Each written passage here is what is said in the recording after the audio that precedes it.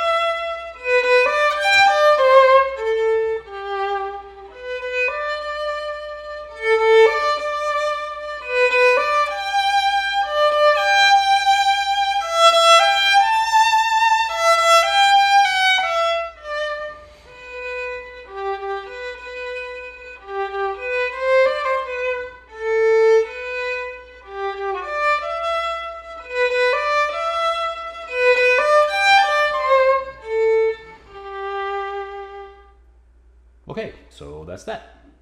Okay, so now I'm just going to play through the song without any repeats or anything like that with the metronome. So we are in 3/4, so I'm going to put the quarter note in the metronome, and I'm going to put the metronome at 85. So remember, every time this goes by, that's the equivalent of a quarter note. Okay, so here we go.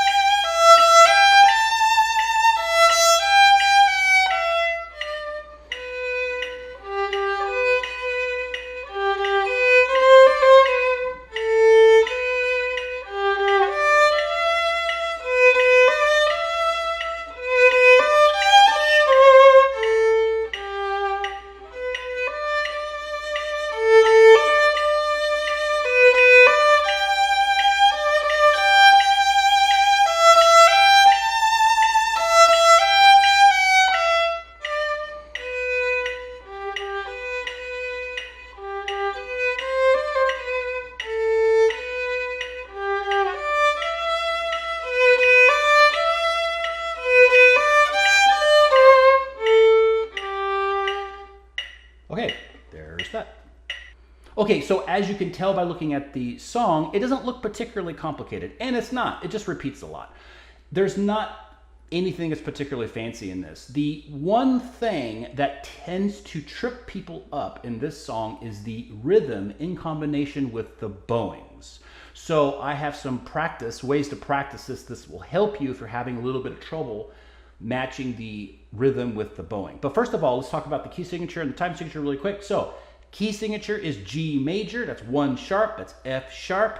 So what does that mean for our left hand? Well, it means we have high 2 on the G, high 2 on the D, low 2 on the A, low 2 on the E, right? So B natural, F sharp, C natural, G natural. Okay, so pretty simple key signature. Okay, so for the time signature, we have 3/4. Not a big deal, right? So that means the quarter note gets the beat. There's the equivalent of 3 quarter notes in the measure. Okay, so let's talk about how to practice this rhythm really quick.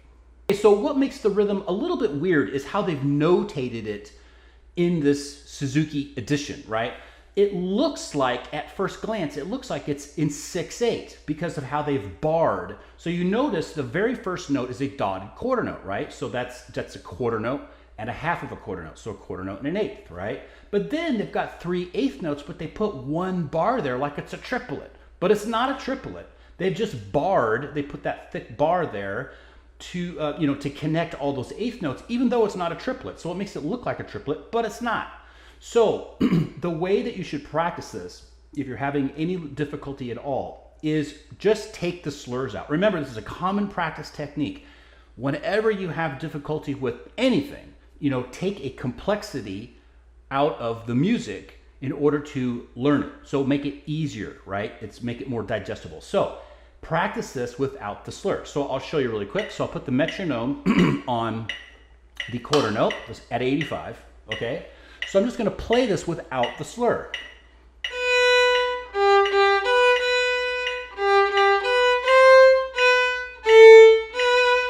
That's it. And I left the grace notes out. We'll talk about those, don't worry.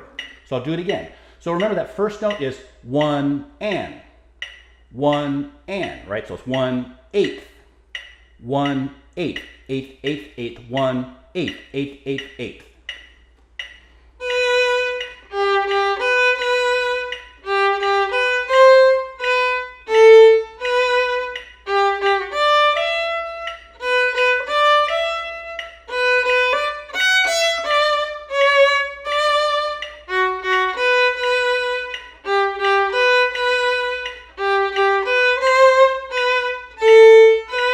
Right? So when you take the slur out, all of a sudden the rhythm becomes really easy, right? Ba, da, da, da, da, da, da, da, da, da, da, da. So my suggestion is make sure you can play at least the first 2 lines with the metronome, no slurs. Make sure you can do it consistently. You don't have any mix-ups. It's like, wow, this is a piece of cake. Remember to leave the grace notes out in measure 3, okay? Then put the slurs back in, but again, without the grace notes, okay? So same rhythm, ba, da, da, da, da.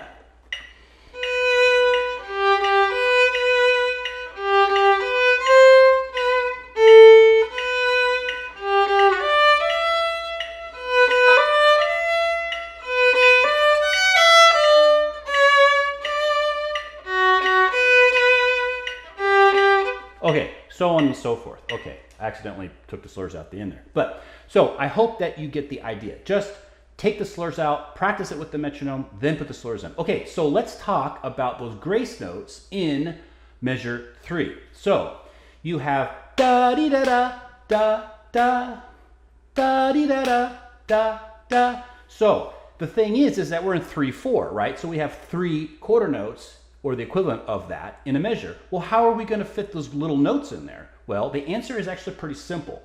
Those grace notes are going to steal some time from that first note, that C natural, that second finger. They're going to take a little bit from that, and they're going to appear in the upbeat of that. So, without the grace notes, you would have da-dee-da-da. So remember, this is down, down, up, down, up, down, up, down, up, right? Da-dee-da-da, da, da-dee-da. Those notes occur on the upbeat. Da-dee-da, da, da, dun-dee-da, da, dun-dee-da, dun, right? The most important thing to remember, besides putting those grace notes in the upbeat, is just fit them in before that second beat comes down, right? So you can put them anywhere you want, just make sure that you fit them in before that second beat comes down. Dun, dee, da, da, right? There's your door. Get them in before that door closes. Dun, dee, da, da, da, da. So I suggest you practice it without, maybe no slur. Then put the slur in. Just practice that measure by itself. Okay, and that's it really for the rhythm. That's the only thing that's even remotely complicated about this piece, is just the rhythm. So, just in summary, Practice it without slur, with the metronome. Get really comfortable with it. Make sure you don't play that grace note. Then practice it with the slur, with the metronome. Then put that grace note in, and then you're good. You've officially learned every rhythm that you need to learn for this entire song. Okay, so the only other thing that I'll mention is the dynamics, right? So there's not a lot of dynamic range in here to some extent. So we have a double piano second line from the end, right? So you're getting really, really quiet, right? Double piano, double quiet, right? And then the loudest dynamic we have is that forte that occurs. Where does it occur? It occurs the second to last line, okay? The second to last line. So you see that big giant alligator, that marking, that sideways V, right? The third line from the bottom, right? So you're crescendoing, you're getting gradually louder and louder and louder and louder until you get to that forte. So that forte is going to be the loudest dynamic marking. And we actually, on the fifth line down, we actually have that forte as well. Same figure, right? So fifth line down, second measure, we have a crescendo that goes into that forte on the third finger. So this thing is marked piano. So the whole thing is pretty quiet, and it's dolce, right? Which is Italian for sweet, right? So just make sure that you try to keep your dynamics, but most importantly, just practice that crescendo in the fourth to fifth line to that goes to that forte. Practice getting louder and louder, right? So your goal is when you hit that third finger, right, you're going to be a little bit lower in the bow. That's going to be the easier for you to do that forte. Big bow. Back down. Right? Same thing. Third line from the bottom, you have that long crescendo. So let's just crescendo to the lower part of the right there. Now you're really quiet.